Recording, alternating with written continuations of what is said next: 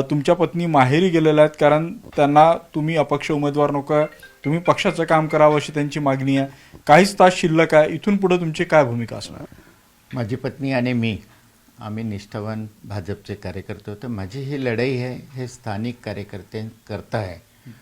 जर हे चारही उमेदवार हे बाहेरचे आहेत, एक प्रभाग 18 मधला आहे, एक प्रभाग 32 मधला आहे, एक उमेदवार जी स्त्री आहे तिचं नुकतंच लग्न झालं आणि ती कार्यकर्ता पण झाली, तिलासुद्धा पक्षाने तिकीट दिलेली आहे आणि एक उमेदवार काँग्रेसमधून इथे आलेला आहे त्याला तिकीट दिलेली आहे. आणि इथले जे 25-30 वर्षापासून जे भाजपला मोठं करण्यापासून, मी 84 पासून आहे, पण त्याच्यानंतर आमच्या हाताखाली जे कार्यकर्ते तयार झाले त्यांचं भविष्य खराब होईल.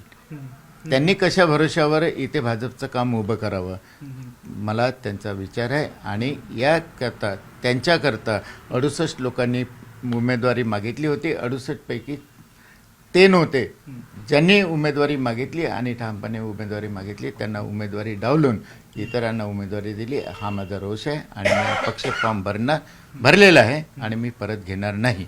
उद्या चिन्ह वाटप आहे, ताकदीने मैदानामध्ये उतरील आणि जिंकून येईल.